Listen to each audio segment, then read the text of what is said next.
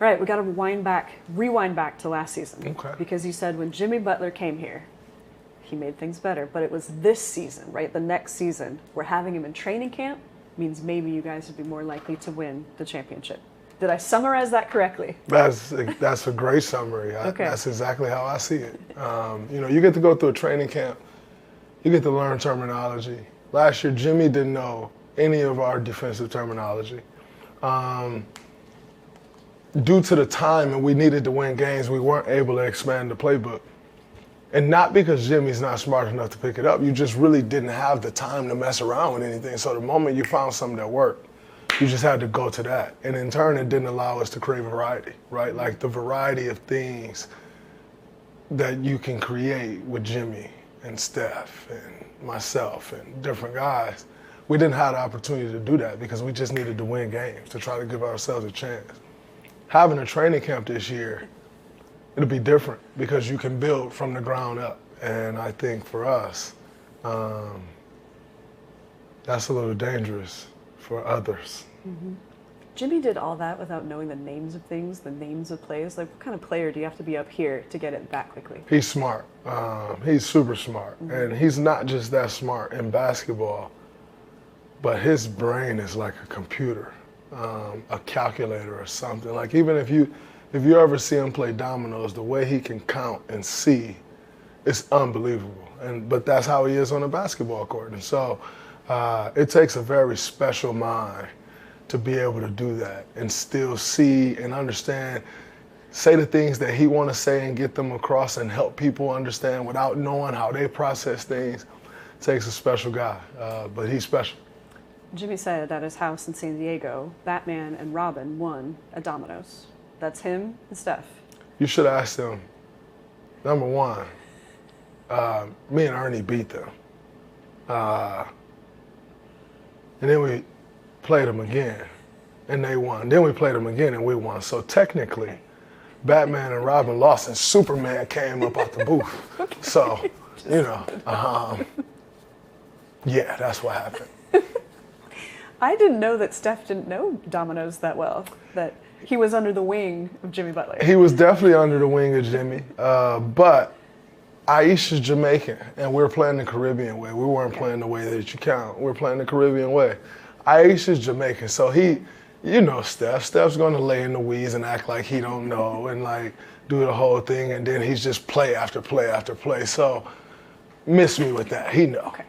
What was it like for Jimmy to even want to gather people at his home, to invite everybody in his home, to have a little players only kind of event? The ultimate show of love and respect is to invite someone in your home. That's your most sacred space. That's the only place in the world where like you can be you can do whatever you want to do, and it's okay. That's your home, right? And like for him to open his home up to us, I stayed at his house. Everybody else went to the hotel. That was one of the best hotels in the world I ever stayed at. That was great. But, it's who Jimmy is, though. Like, he's an incredible teammate. And to gather us all there in a space where he knew would keep us all like this and kind of offer everything that you needed to offer. Big Face Coffee Shop, like everything you could imagine. We had some of the best pizza in the world there. He was an incredible host. But it really meant a lot for him to open his home up to us. And I'll tell you what, I can't wait to go back. Because that wine cellar, I felt like I was in France somewhere in Bordeaux at the wine cellar of one of the wineries. It was amazing. It's got to take a lot to impress you with wine. Listen, I call one of my big bro who taught me wine and who I know, like, he got a collection. And he was stunned. Like, as soon as I walked in, I FaceTimed, like, you got to see this. And he was stunned. He texted me back hours later. He said, I've thought about it. It's the best personal wine collection I've ever seen. Who's your guy? Maverick Carter. Okay. And Maverick knows wine like nobody's tomorrow, and Maverick has a collection. And he said, I've never seen a personal wine collection like that. That says, me saying that is one thing. Maverick saying that, Maverick knows everyone in the world. Like, it is impressive. You trained with Jimmy in the off season. Why do you guys get along so well? We have a lot of mutual interests. We're a lot alike.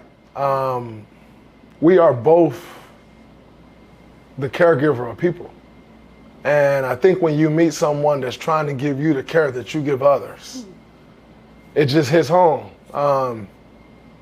We're both great at dominoes, so that helps.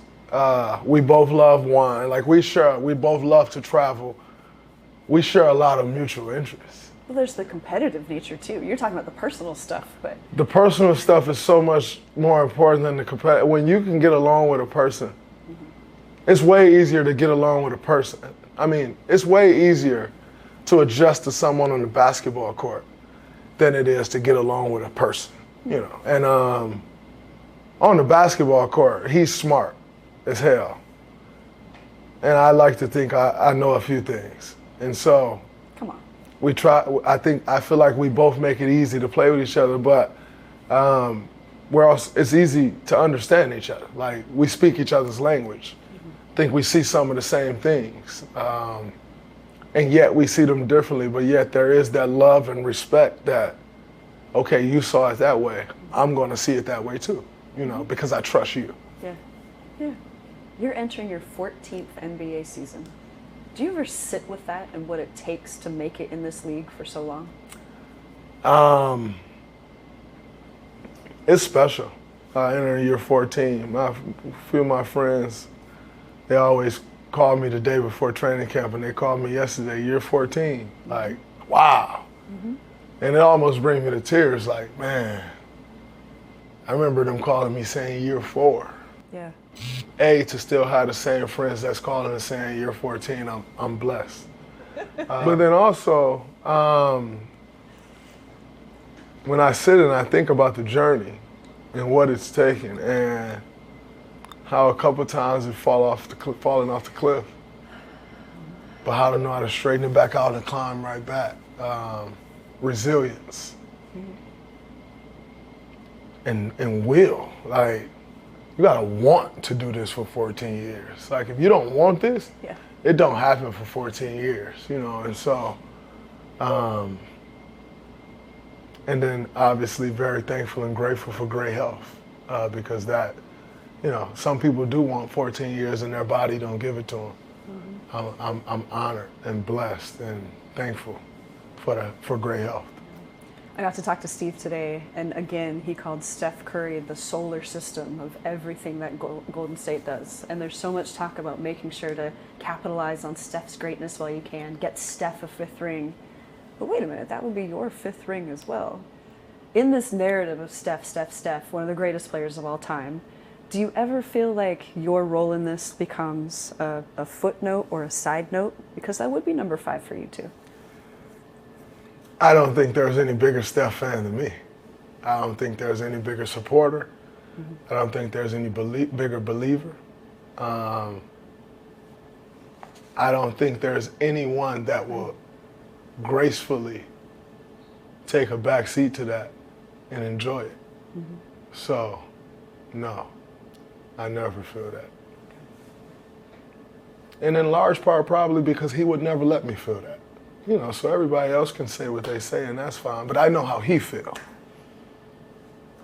And as long as I know how the man feels, that's good enough for me. You know, I know the love and support and appreciation that he has for me. If I'm not appreciated by one other person, what other one really matters if he does? And so, no, I never, ever feel that. Good. With Al Horford joining this team, and likely stepping into a starting center role, how does that help you take away some of those bruising minutes on your body and give you some help? Thank God for Al. You know, the 5 can be a tough position. When you're playing the 5, you're in every action. Like, even if you're not trying to be, because you are the last line. Like, you have to anchor everything.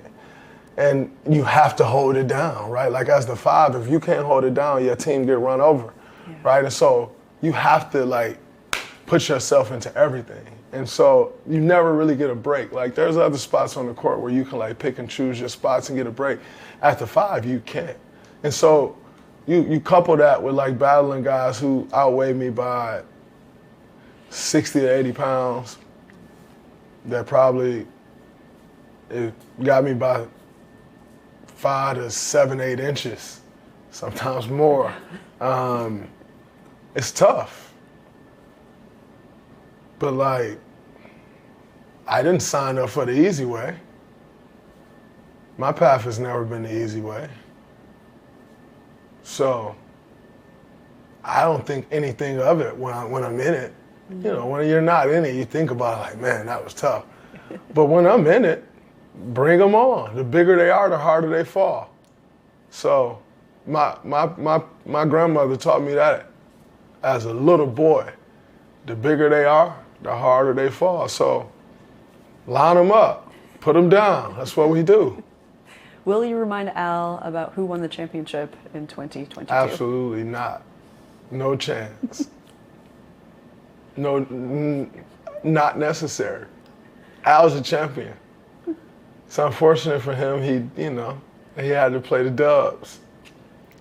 But no, it won't be no reminders for me. I'm excited to learn from him. Excited to have him as a teammate. Lucky to have him as a teammate. I've lost some championships too, so I wouldn't want someone coming in reminding me of my losses. I won't be the one to remind him of his.